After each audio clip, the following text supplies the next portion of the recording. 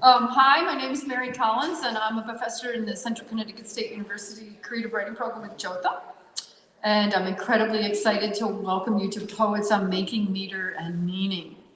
I've been asked to read this to give credit to all the people who've been supporting this incredible event. The Connecticut Literary Festival is produced and curated by the English department at CCSU with support from the Connecticut Humanities. Special thanks to Real Artways, RJ Julia Bookstore, and all of our corporate and individual sponsors. We cannot do any of this without their financial assistance. Please consider supporting the festival. Always asking for money. After today's literary carnival, the festival will continue to promote the literary arts through their reading series, promoting the Connecticut Book Award finalists and the Connecticut Anthology, which is on sale out front, and their virtual Lit Talk series. Please check the website for future programming. After the panel, please continue the conversation outside in the signing tent, where you can purchase books by our wonderful authors. Now I'd like to introduce the moderator for this panel, Frederick-Douglass Knowles II, inaugural poet laureate of Hartford, Connecticut, recently quoted in the front page of the Hartford Courant. They also have a Flow laureate in Connecticut on Hartford, and a city troubadour. So I just think it's amazing that he's part of that whole art scene. I just wanted to give a shout out. I just mentioned to him that my own family goes back 5 generations in Hartford, and they helped build the arch in front of which he does this awesome video on his website, which you need to check out. It's a real pleasure to introduce you today as a 2-time Pushcart Prize nominee and Connecticut of the Arts Fellow, author of Black Rose City, and professor of English at Three Rivers Community College. Welcome, Frederick. Thank you. Wow, for that introduction. Welcome, folks. Welcome to the CT Lit Fest. Our panel discussion will be on poets on making meter and meaning. I'm going to read the description and then introduce our panelists. I'm going to get right into it. So Sylvia Plath once called poetry a, quote, tyrannical discipline, by which she meant that the poets, quote, got to go so far, so fast, in such a small space, you've got to burn away all the peripherals. This quote, however, like many of the nebulous topic of the creative process, is very abstract. There's a couple of questions that we'll get to after. And so my panelists here are more like actually family. Right here next to me, we have Rhonda Ward, and we also have Jose Gonzalez. I'm not going to get into their bios. Give them a round of applause. Yeah. This is fly artists right here, man. I'm not going to get into bios because they're on the website and in the booklet as well. So we're going to get right into the readings, and we'll have a time for Q&A after. So we're going to start all the way far to the left with Mr. Jose B. Gonzalez. The floor is yours. All right. Well, thank you. Let's see if this mic is on. Is it? It is. All right. We'll trust that it is. All right. So very good. I appreciate the kind words, and to echo what Mary has been saying, we have some folks here, both Rhonda and Frederick, who are extremely active and who have been past poet laureates, at least in Rhonda's case. And you can't get a permit for any event in Hartford or New London unless you had these 2 names attached somewhere. And so, yeah, appreciate it. We appreciate it. So thank you. So today we're talking about the creation of a poem and meter. And so I wanted to first talk about the creative piece, and then talk a little bit about meter, and then give you a few examples of that. For me, what is most important anytime I write a poem is to think about that emotional truth, right? And sometimes what that means is having to dig so deep that there are places that maybe hadn't come to mind right away. It's so deep. I also fully believe that a poem has to be unique, that it has to be about a unique experience. And I guess having a name like Gonzalez and being a professor of English, and at one time not knowing any English and being born in El Salvador and having been separated from my family at an early age, from my parents at an early age, there's a lot of uniqueness to go around to a certain extent. But then beyond that, to me, what is also important, this panel is about meter, but I like to refer to it as music. I like to think of the rhythms, and I like to think of not so much the strict, sometimes MFA types definitions that that arise anytime we're writing a poem that is supposed to have meter, which is another way for me to say that sometimes when we talk about meter, we talk about the poem as a whole, as a sonnet, let's say. And in my case, I've never written a sonnet. I admire folks who have written sonnets creatively and musically and beautifully, like my two fellow panelists here. But in my case, I like to think of meter as something that has to be part of a poem, at least somewhere in the poem, which if I were to give you some examples, hopefully you could hear a little bit of that music. I should also add that to me, the process is no different than when someone writes a powerful novel or maybe even a powerful short story. I think of examples of some novels in their beginnings, right? I am a sick man. I am a spiteful man. Dostoevsky's notes from Underground begins, right? To me, that's music. I think of the color purple. You better never tell nobody but God, right? So that's the beginning of that music. I also think of the end of works and the end of poems as necessarily having to have that closure with music, with strong meter, right? So Bartleby the Scrivener, Bartleby, humanity, right? F. Scott Fitzgerald, The Great Gatsby. So we beat on boats against the current, borne back ceaselessly into the past. Right, that's meter right there. Not necessarily ending their works with sonnets, but ending them musically. And so the first example that I'm going to read is maybe the only one. No, I should be able to read a little bit more than that because it's a fairly long one. I think the poem kind of speaks for itself in many ways. And again, think of the beginning and the end especially, right? What I'm trying to do with syllables, right? Which to me are sort of these drum beats at times. Sometimes they're piano keys, but a lot of times they're just little drum beats. So this is called Hollow Shells Revisited. We were maybe babies, licking, then picking guavas off trees, cousin Chin and me. We'd climb to the top of rock, then sing teases to our neighbor's wild gallo who would get his revenge at the gloss of dawn, cock-a-doodle to us into the outdoors before the first cup of chuco was sold on the streets where we'd spend days slinging rocks. And when street lights signaled their first round of warnings, we'd rush to beat the unbuckling of a belt or the bristle of a broom, sneak into the back of a room and pretend that our hours had been spent at home waiting for the last bus to baptize the night. Every few moons, we'd be given away and caught by a chipped tooth or a scarred sidewalk. Mostly, we'd forget our punishments by the next sun, unless it was a Saturday night when we'd get lost in the weekend's offbeat and walk into a room full of men who would gather in Chin's house to talk Molina, Norton, and Ali. They'd wrap revenge in soft blows and begin sentences with words like la, la, la, and las, las, las, condemning the last names of presidents and the Capitol's residents who preached pride but stood by when the first flagpole fell into a hole. By the time of Ali and Norton, too, I had moved closer to Macintosh trees, to the land of American pies, and Chin was allowed inside private doors, becoming a yes man, listening to no men talk about la, la, la, and las, las, las. Every now and then, a picture of Chin so thin would catch up to me. The last one came during college when I was reading textbooks about the nomics of how pennies were supposed to roll off dollars. As our newspapers were reporting that Ron was doing wrong by trading weapons for something, someone, La Prensa published the picture of Chin at 14 in a story about him, his sentence for hosting Guerrilla Saturdays. For years, I wrote essays, but not letters. It wasn't for a lack of ink, more like the books I read said Chin's chin had a goatee like Ches. He seemed to be the kind of radical, they said, who would kill priests, nuns, Jesuits, just for the injustice of it. I believed in our government, not him. After his time, he moved to the States to an apartment in the Bronx. Relatives said it was small, like a prison cell. They told me I had to visit. In time, I said.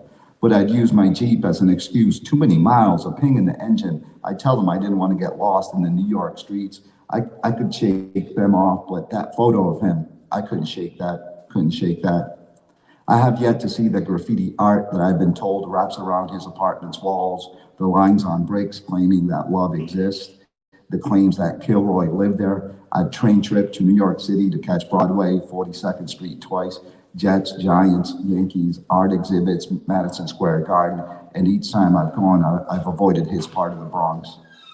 Kept driving, have gone around. I've done what I could to stop hearing the sounds of sentences beginning with the words la, la, la, and las, las, las. Done what I could to avoid hearing words that I should have heard all along. La, la, la, las, las, las, la, la, la, las, las, las. Words from childhoods that were lost. Lost, lost, lost, lost, lost, lost. So the other poem that I'm going to read really quickly, thank you, is a poem where I also bring in a little bit of Español. And I find that when it comes to meter, there's a little bit of syncopation that takes place where there's certain stress sounds that you know, by using Spanish they can kind of play off each other, sometimes as a contrast, sometimes as a way of kind of smoothing out sounds. This one is called Reading a Manual. Her mystic hotel employee manual, thicker than the mop handle she uses to clean hotel rooms, makes it clear how hours are counted and not counted, how she has to punch in and punch out even when she takes a break, even when she's working during that break. And it adds that she needs to greet hotel guests with courtesy and respect. Although it doesn't say the customer is always right, when I translate for her, she is right. It means that she would get fired if she tells them, vaya al carajo. And the manual also says that she is to wear her name tag all the time. Pero nadie usa mi nombre. And that her uniform is to be ironed and cleaned at all times. Pero ¿qué creen? Que soy sucia. And that she has to speak English at work. Pero si me pongo a cantar Vicente Fernández cuando limpio el toilet, ¿y qué? And she is to eat away from guests in the employee lunchroom. Mejor, así no me toca mis frijoles. And that smoking is limited to an area in the back of the hotel. Ahí, donde siempre andan esas sucias. And that she should park her car away from the main lot. Mejor, porque no puedo parquear ese automóvil ahí. And that if it snows, the hotel will remain open and she should still report to work. ¿Y quién va a pagar mi insurance? And that should she have any questions about her tax forms and benefits, she should contact the director of personnel. La vieja que siempre está fumando. And to be sure to sign all the paperwork in the packet. Months later, the two of us reread the manual and find nothing about what to do when her own supervisor, the one who speaks only English, doesn't smoke, and smiles at everyone, goes into hotel rooms right after guests leave and takes all the tips intended for the maid. Mi mama. Thank you. Thank you.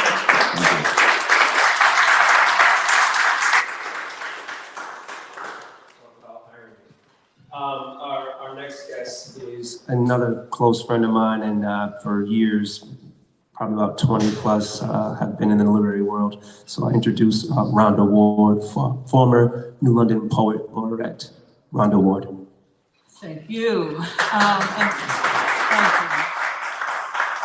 And thank you all for being here. I almost got scared when I heard meter because I have tried probably every form, but I tend to write in free verse. But when I began to think about the relationship between meter and free verse, I realized that there is a meter to all poetry, and I think also to writing in general. I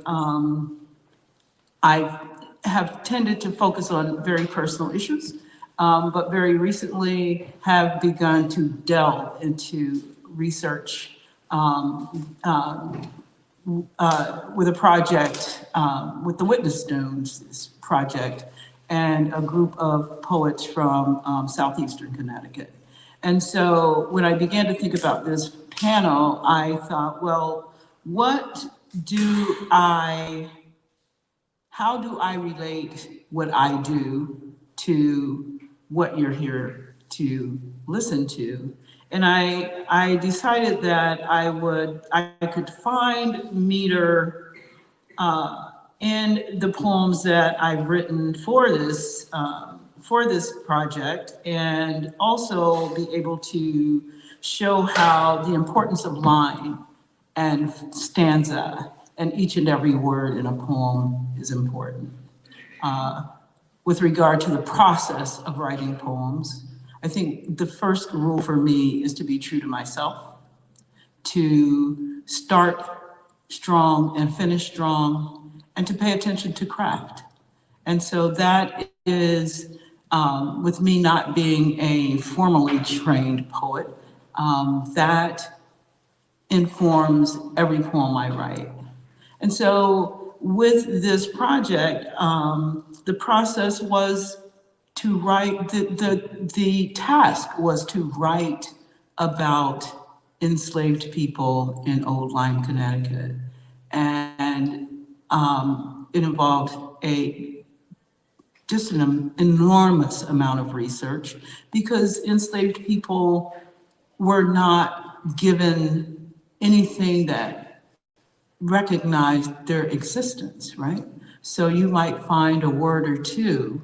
So I would say maybe 10 words were what we were given to go on, and a little bit of research. Well, the historian who assisted us was very generous with her research, but we really had to dig down into what was the life of a slave at the time, and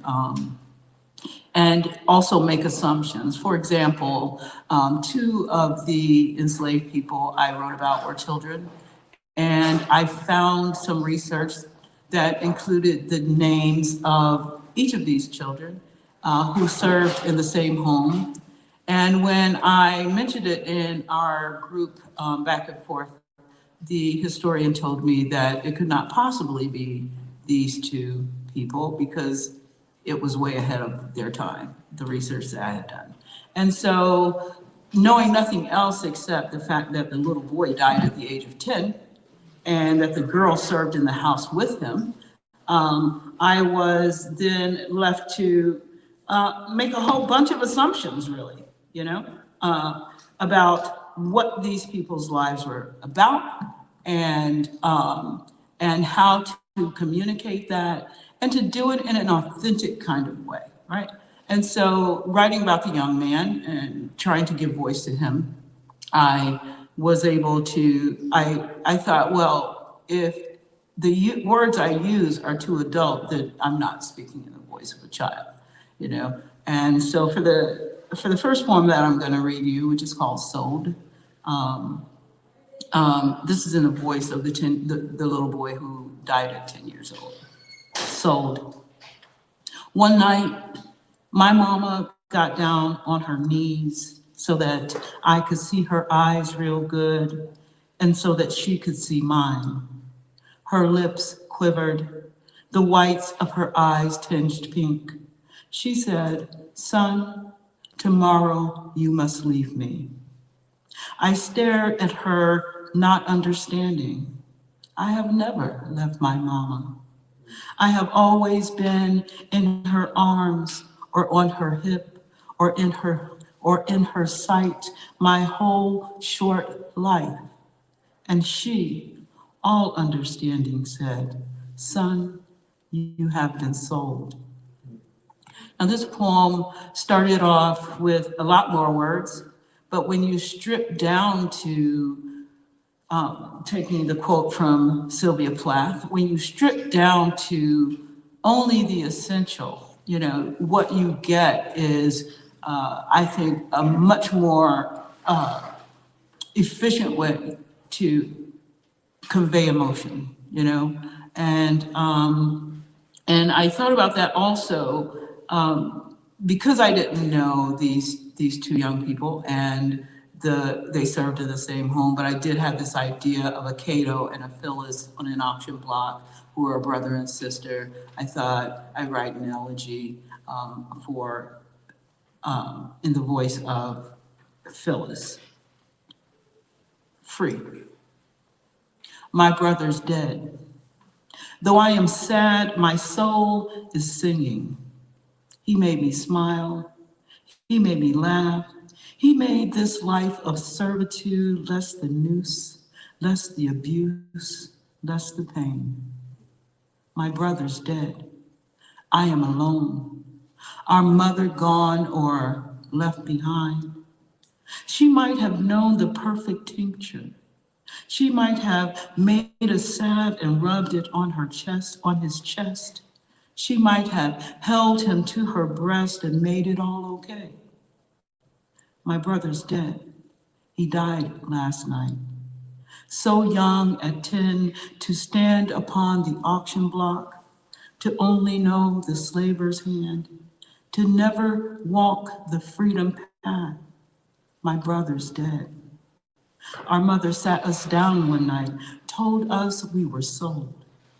It would crush her soul to know her child has left this world, or maybe she, like me, would know that he is at last free. So if you think about it, even though there's no meter here, there is definitely a lyrical quality to free verse. And one other thing that I will say about meter, and this is for readers, is that readers sometimes tend to fall into that sing-song thing when poems rhyme, and don't look forward to the line break and the way the poet is trying to guide you through that poem, you know. That is one of the things that I fear about meter because I am not at a point where I am willing to take a whole bunch of chances with form, right? Still learning form, still trying to figure out where the rules can be broken. And I think that's important for all of us to understand, you know, where rules can be broken and where they cannot. And so back to the process, one of the enslaved people that I wrote about was a woman who was the first daughter of the matriarch of the family that I wrote about. She was excommunicated from this church, and she was an alcoholic. In short, she was an angry woman. So how do you communicate that? And how do you break that down to the barest, you know, of strip away all the extraneous words and emotions and just really get down to it.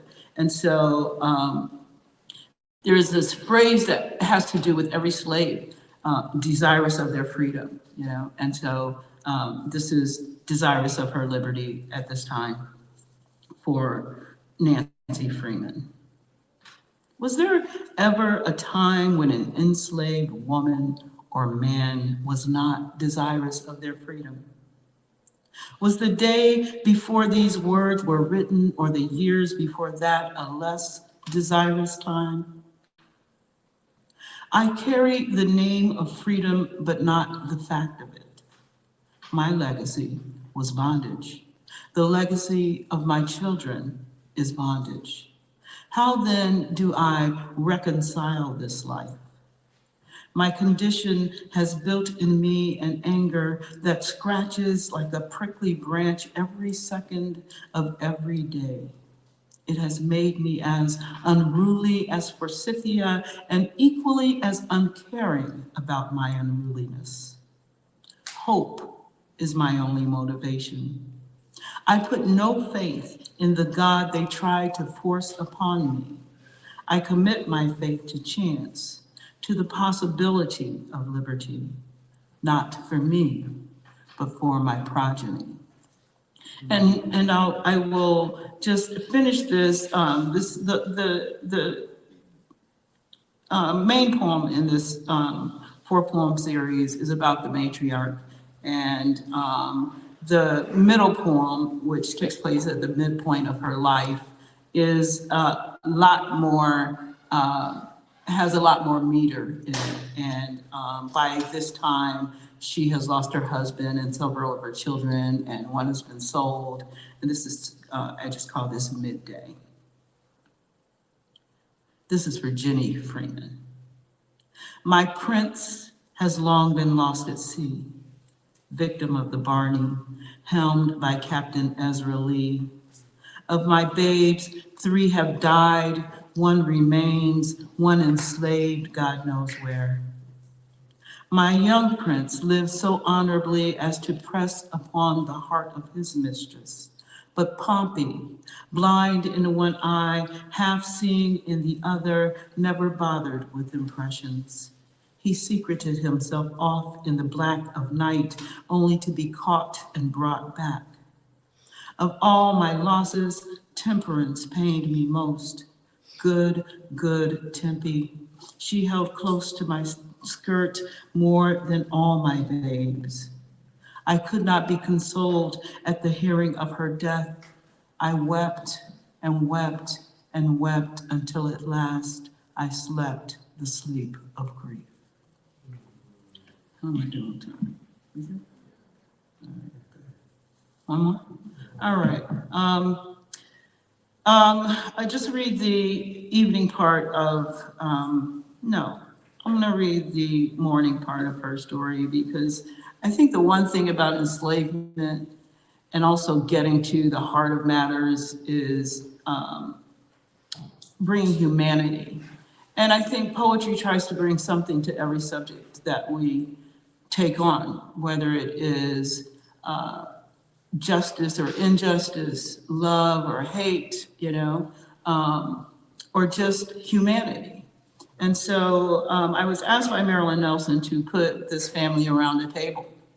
And I've written poems about myself around the table, but didn't necessarily want to go into the whole food thing, but into the fact of the humanity of these people. And that was the process that I was going for here. The poem is called A Life in a Day, and it's broken down into morning, midday, and evening. This is morning. These people were enslaved by a family called Noise. Early mornings, before the sun has shown itself, before the noises have creaked across the wood-planked floorboards of their chambers, I gather my family round the breakfast table. Nancy is 5 and saying grace for the first time today. Thank you for the stars at night. Thank you for the sun so bright. Thank you for the food you bring. Thank you, God, for everything. She sing-songs the verse I have taught her as our little prince, hungry and impatient, kicks his feet while sitting on his father's knee. In these moments, we are more than names on a list of possessions, more than bodies to be bought and worked. In these moments, we are mother and father, daughter and son, human beings, simply being human. Thank you.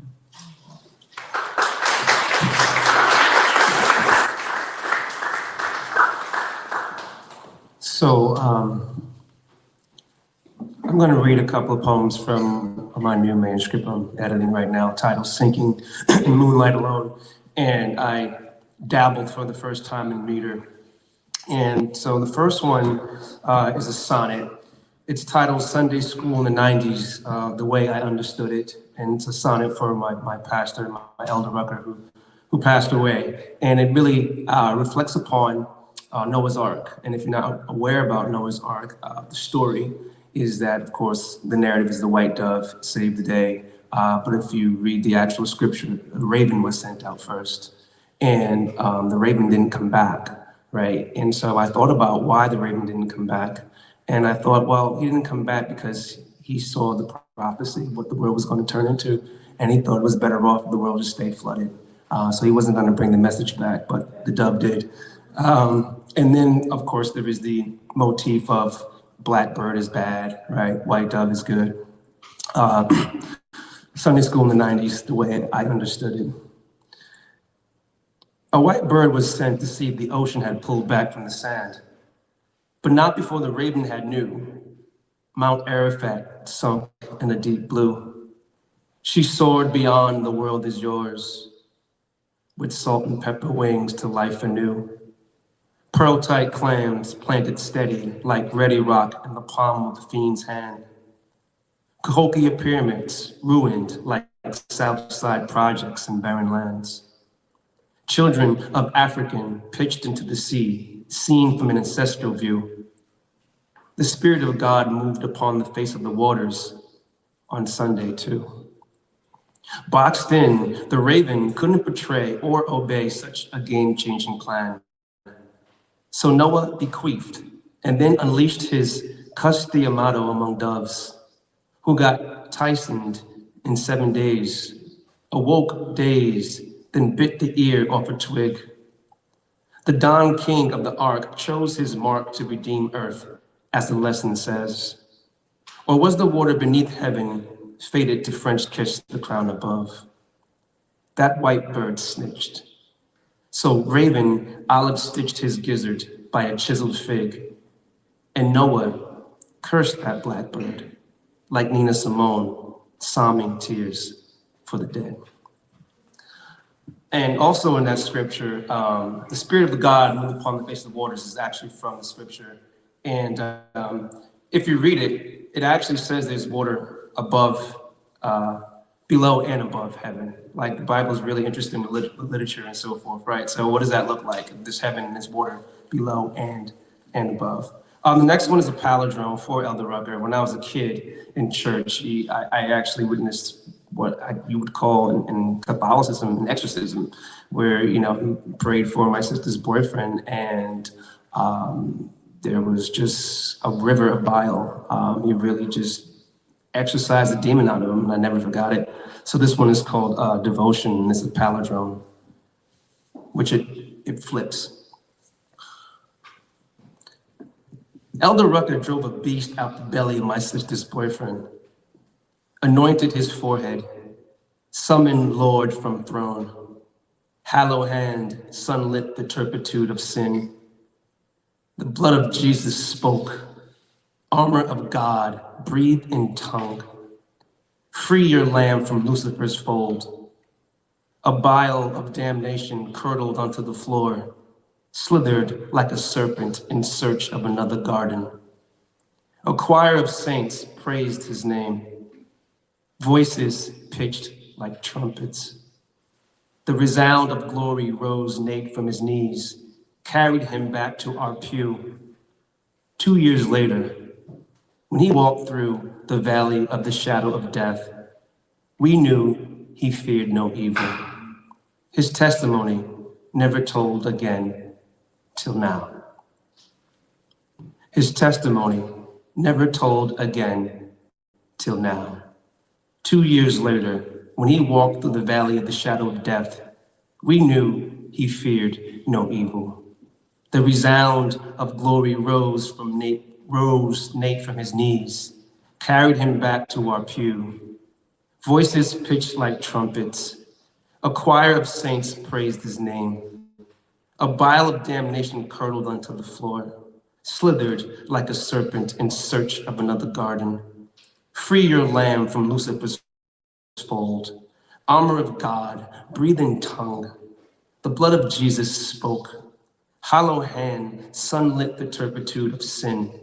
Summoned Lord from throne. Anointed his forehead. Elder Rucker drove a beast out the belly of my sister's boyfriend. The next one is a Villanelle. My brother's been living with HIV/AIDS for the past 30 years. He's at Trinity Healthcare on the south side in Frog Hollow. And I thought about the disparity from Trinity to Hillside Avenue. So this one is Trinity Hill in Hartford, a Villanelle for Jamie. You were talking about the archway. So there's I don't know if it's an archway, but it's called McCook's Gateway. Over there is like a little short road. It's got a plaque that says McCook's Gateway. My brother doesn't live in Frog Hollow for its historic sidewalks, slithering on the summit of an Ivy League rainbow, glinting over a pool of niños who burrow rocks in its spine to make broken glass sing. My brother doesn't live in Frog Hollow for its desert bodegas, tucked in the shadow of hillside, like the soul of a Lucy rising on the summit of an Ivy League rainbow, past Nina's asthmatic, wheezing below McCook's gateway, devoutly praying my brother doesn't live in Frog Hollow to earn summa cum laude in Thoreau, dismissing todos locos Latinos marching on the summit of an Ivy League rainbow, unraveling a red ribbon around immunodeficient kin, struggling alongside him, knowing my brother doesn't live in Frog Hollow on the summit of an Ivy League rainbow. And the last one I'll read is a sestina from my grandmother who died a month shy of being 102. And she had a twin sister, Mary. Her name is Martha. And she had a twin sister, Mary, who died very young as a toddler. And, you know, towards her later days, she was, of course, dementia was setting in, and she was asking where was Mary and so forth. So this is entitled Twin Cotton Skin. They were born in Florida, raised in Georgia. So, yeah. Sestina, you use 5 words and line. You guys know. My grandmother mourned her sister for a century. Oh, I'm sorry. So this 6 words I'm going to use are century, reflection, the phrase twin cotton skin, anchored, eyes, and one.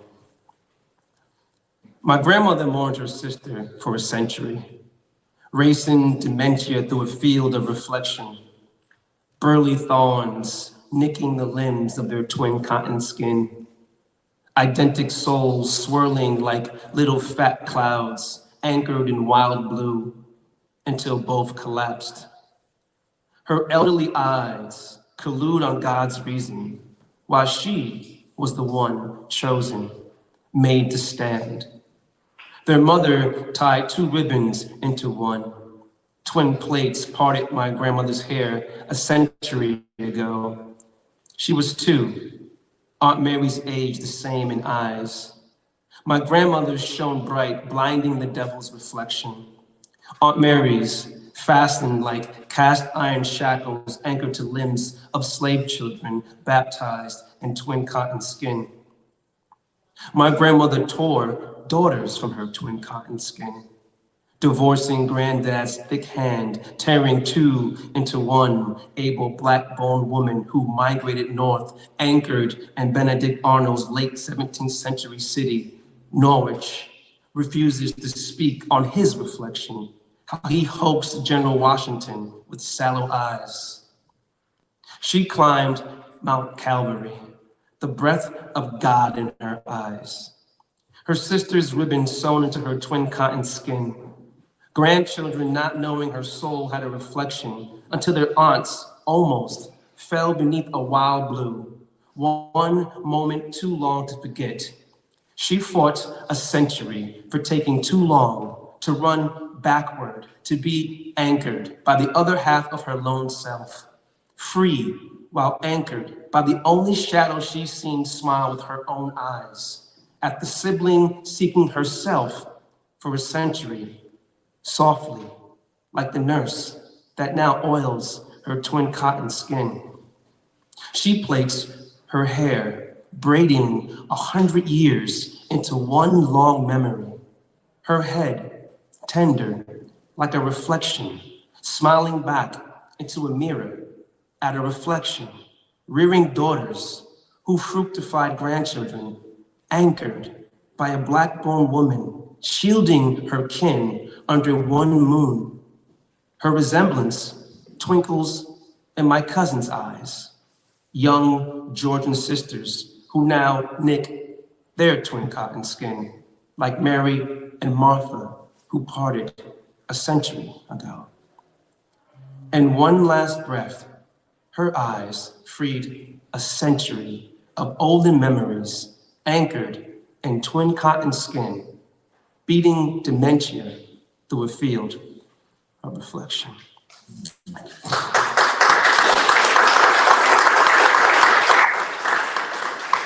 So we have a few minutes for questions for Q&A. I'm going to open it up to the audience if you have any questions. I have a couple, but that we want to hear from you. So are there any questions, comments, concerns? Yes, go ahead. So more of an observation. Okay, to be heard for this. There's a big difference between free verse and you know, my hats off to you for knowing that's fabulous, and it's very structured. But I think, especially sitting here listening to you read, I think we listen for meter, we hear it, we hunger for it, and so I guess my question is, you're ever not meter, because I hear it in the reading, and so that's a lovely thing. I feel like, especially when it's read, that comes out. And then the other thing, and this is stemming from your incorporating Spanish into your poem, is when you got to Genesis, I'm hearing like the Hebrew that they drilled into us in Sunday school. And so there's like this other shadow language, right, in translation, and rhymes and rhythms and this other language that comes in. And so I think it's really interesting to think about both the way we cognitively are always seeking and receiving and listening for meter, and then this other idea of what, as you said, the syncopation or the way that maybe words play off other words that they bring to mind, whether it's in translation or some other way. So that was really interesting to me. And if you want to know the Hebrew to that line, Oh, absolutely. Real quick, you talk about shadow language, like, the King James Version of the Bible is filled with shadow language. And if you're not, if you don't study literature, right, then you will take, you don't aware of literary elements in play. And then you'll take everything for face value, and you'll actually, it affects your interpretation. But the King James Version was written by Shakespeare. I mean, King James commissioned Shakespeare and 13 scholars to put it together. So that's why we have the thoueth and the theyeth in the Shakespearean language, right? So yeah, shadow language is definitely immersed in there. I'll throw this out because this always amused me as a kid, which is the idea in the same opening to Genesis of the word was void and without form. The Hebrew phrase is tohu vavohu, which is so cute and it rhymes, and it's like, that's fun, and so it's just really, it's really interesting. There's sort of poetries that get lost in translation. There are other types of poetry that, as you said, are Elizabethan that, are layered over that in English. It's fascinating to me that, I think, as I said, there's a big difference between sonnets and free verse, but I think the foundation is always there. That's how we process language. Absolutely. And you want to talk about I'll go into more detail about the musicality, because that was something that I jotted down while you were talking. Because I'm very huge for me is the musicality. Like I have to have that syncopation, that pop, pop, pop, pop, pop. Sure. Well, and all kidding aside, this is why I'm a huge fan of these two here. No, really, I love listening to them. And when you mention this oral aspect to the poems, right? Frederick actually has a poem where he refers to being an oral traditionist, right?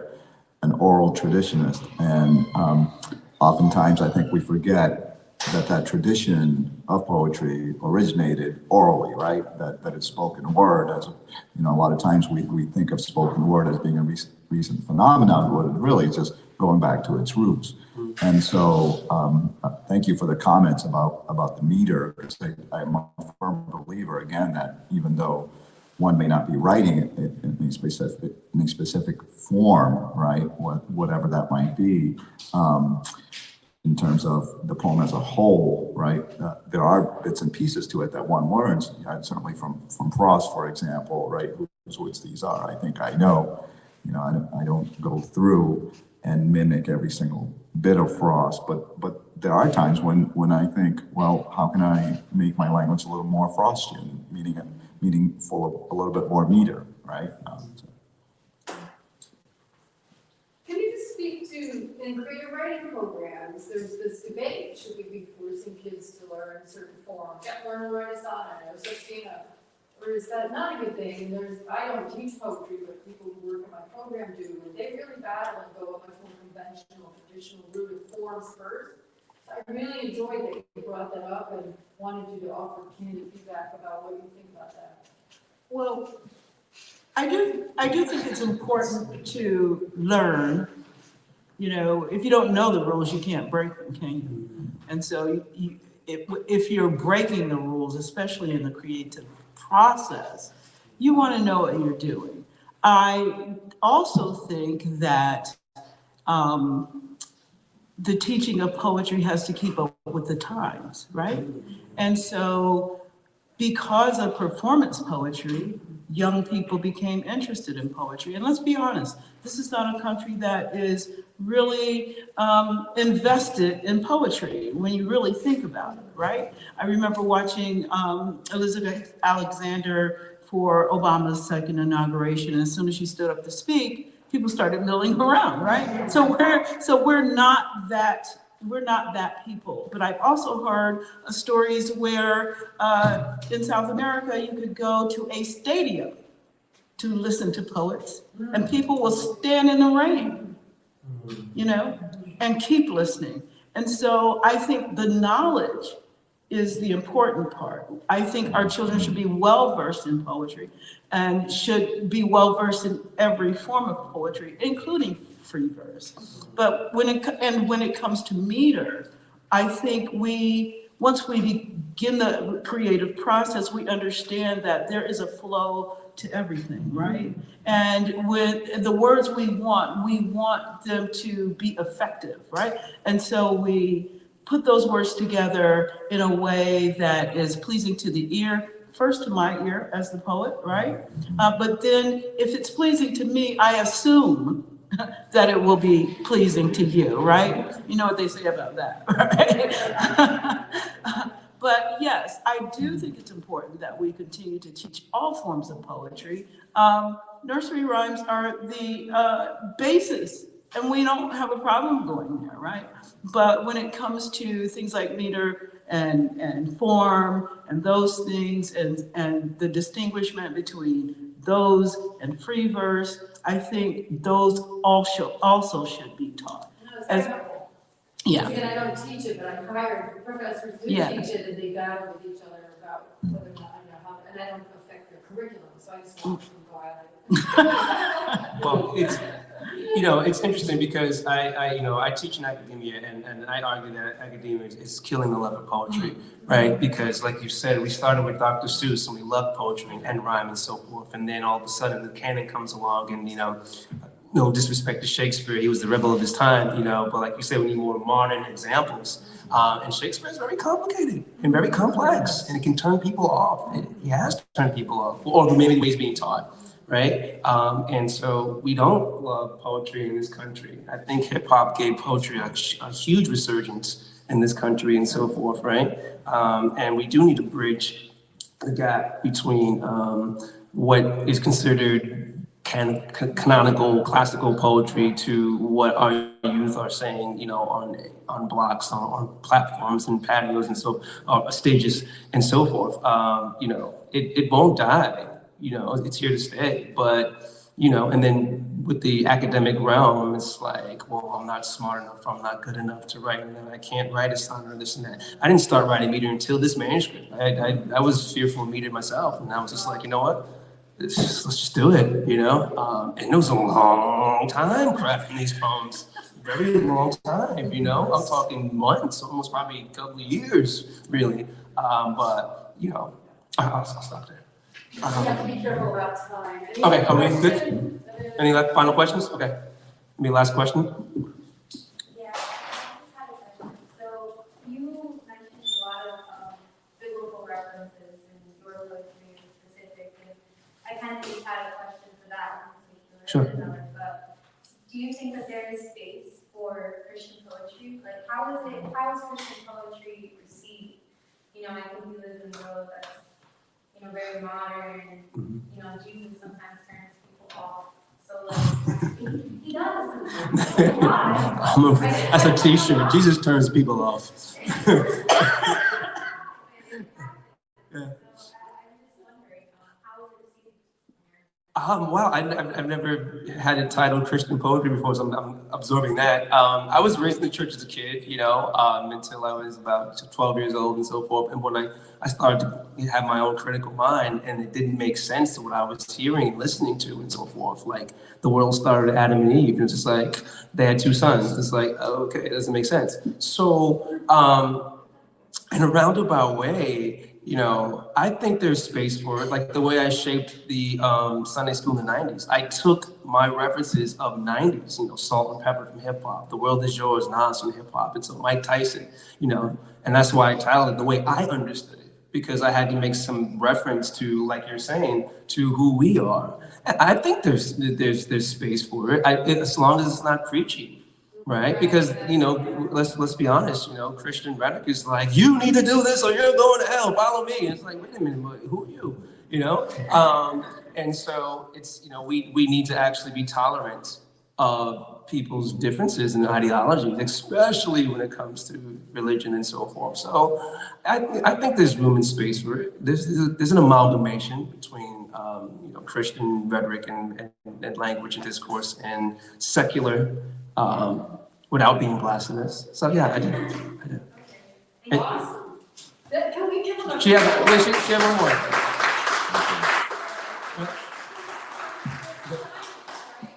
The book signing space, right? Oh, you got it? Okay, all right. You can continue the conversation. Okay, sounds good. You can sign or sign your book. Thank you. Thank you, everybody. Outside, so they can take their masks off. Thank you so much. Sounds great.